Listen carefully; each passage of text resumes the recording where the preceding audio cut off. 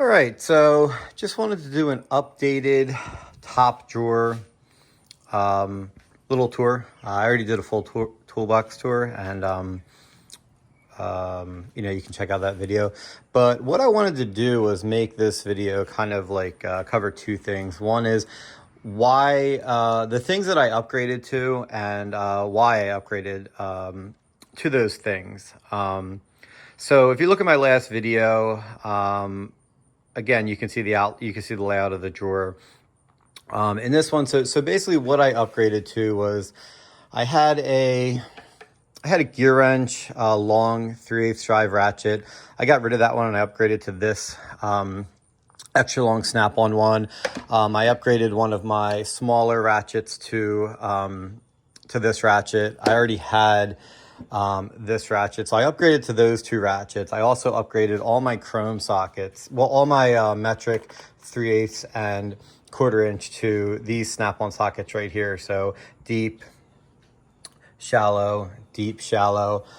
I think you saw this one in the last video, and then I upgraded a couple other things. I can't really remember everything, but basically the reason why I upgraded was for basically one reason. I was working on a car, a Volkswagen, and it had some really, I had to drop the subframe to do a control arm, because the one bolt is directly, the transmission pen is directly in front of the bolt. So I had to drop the subframe, and then, they're all torque to yield bolts, regardless of whether, well, I bought all new bolts because that's what the service manual calls for, that you got to discard the old ones and get new ones. And basically what happened was I had a socket on it, and the torque spec was like 60 foot-pounds and then another 180 degrees, which is extremely tight. These were big bolts. But what happened was the socket slipped off, and I absolutely crushed my finger. I would show you a picture of it, but it's pretty, my whole fingernail is black. It was really painful for the first like 2 weeks. Now it's fine. But basically what I did was I said to myself, okay, what am I going to be using mostly? So basically I upgraded to the Snap-on. So I upgraded some of the stuff to Snap-on tools. Basically, what hand tools am I going to be using the most? So if I'm always going to, certain hand tools, which is obviously 3/8 and symmetric 3/8 and 1/4 inch. And what am I going to be applying a lot of torque to with my hand? Longer ratchet right here. The one I had before was a gear wrench. It was a nice ratchet, but it was pretty flimsy.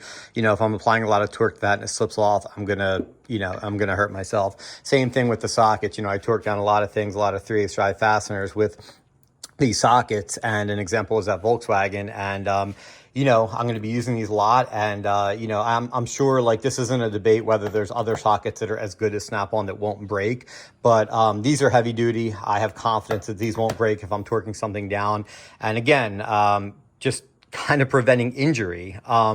So that was my reasoning for upgrading certain things to Snap-on. Now, a lot of the stuff is Snap-on, a lot of it isn't.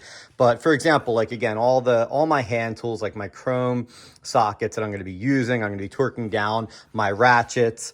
These are Icon, but I'm not going to be using 1/2 inch sockets all that much. But these are really good quality. I don't see myself having an issue with those.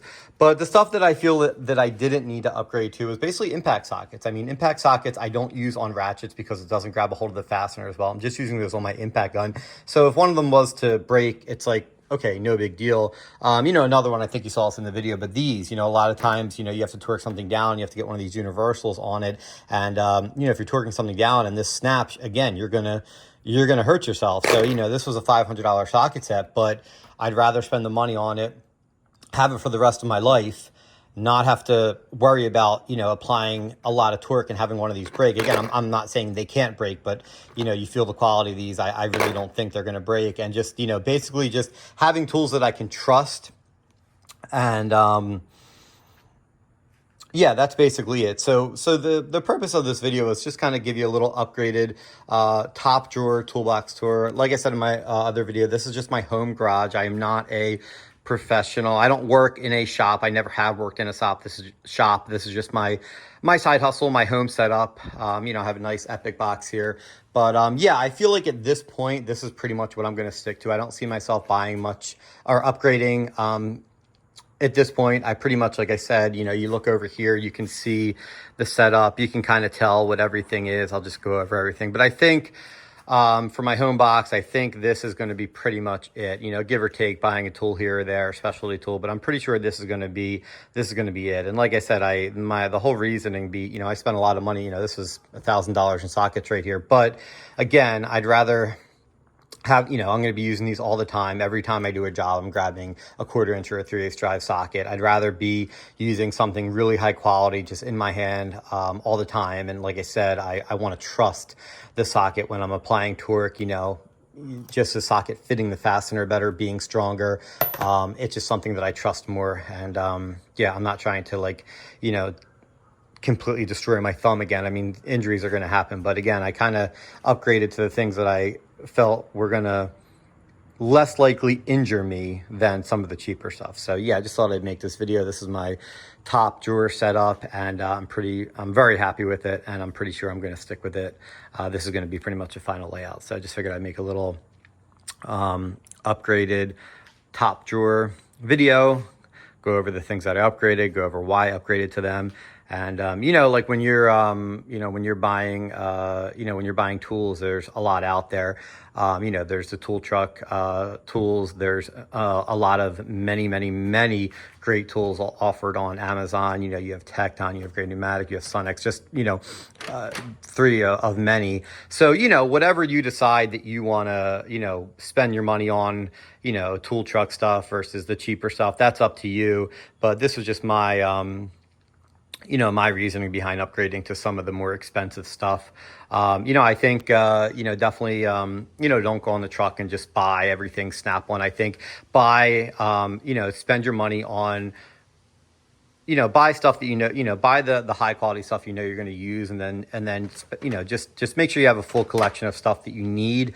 And then the stuff that you feel like you need to upgrade then. Don't just go on the tool truck and buy $10,000 worth of tools. Buy what you know you're going to need. And then as you're working on cars, this is for young mechanics, as you're working on cars, you know, I'm in my late 30s. I've been working on cars for a long time. But as you're working on cars, just, you know, decide at that point, okay, what makes sense to upgrade? And then upgrade slowly. You know, don't just go spending your whole bank account on everything Snap-on, because you don't need everything Snap-on. But like I said, just, you know, as you're working on cars and as you do a job and you say to yourself, oh, I wish this was a better socket, or, you know, something like that, then buy the nicer stuff. So, you know, be wise with your money. Don't be afraid to spend money on the good stuff. I mean, if you're doing this as your career, you know, these tools are tools for life, and they're well worth the money. But, you know, just decide what you want to have, you know, pick and choose what you want to really drop your money on, and what you don't need to, you know, what you don't need to drop,